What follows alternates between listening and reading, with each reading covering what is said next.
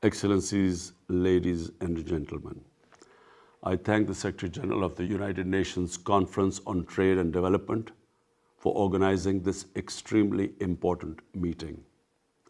The world today is grappling with a series of interlinked and unprecedented public health and economic crises. While the coronavirus does not discriminate between the rich and the poor, the most vulnerable people and countries have suffered the most. Millions are likely to fall back into poverty. In Pakistan, our efforts have been aimed at ensuring that we save people from dying from the virus and at the same time preventing them from dying from hunger. Our strategy, fortunately, has worked well so far. But continuous efforts are needed to fully overcome the second wave of the virus, and also, at the same time, to maintain and stimulate economic growth.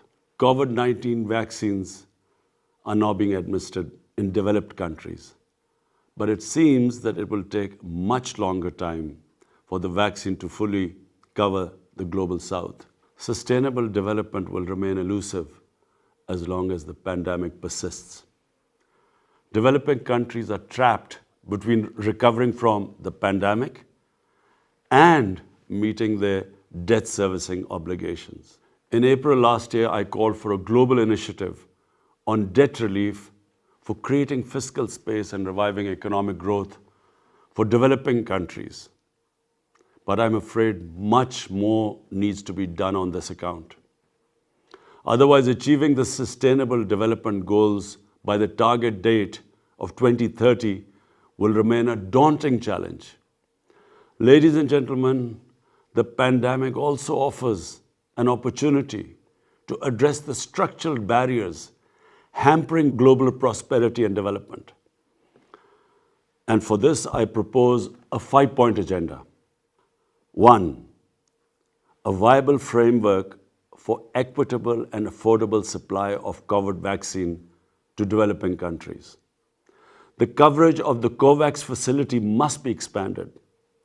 This would enable the developing countries to spend their precious resources on socio-economic development needs. 2.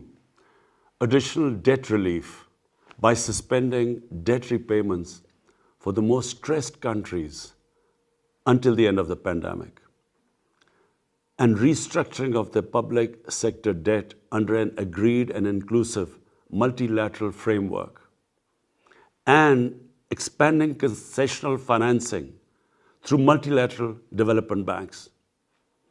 3. A general allocation of special drawing rights of $500 billion to help alleviate balance of payment pressures. 4. Return of stolen assets held by corrupt politicians and criminals. The illicit financial outflows from developing nations causes more poverty in this world than any other factor. Reportedly, a staggering amount of $7 trillion is parked in haven destinations. And it is also reported that $1 trillion annually leaves the developing countries for these haven destinations. 5. Meeting the agreed target of mobilizing the $100 billion annually by developed countries for climate action in developing countries. Ladies and gentlemen, economic malaise and recession, like the coronavirus, is highly communicable. Global policy measures along the lines I have outlined are urgently needed to save lives, revive economies, and build back better. I thank you.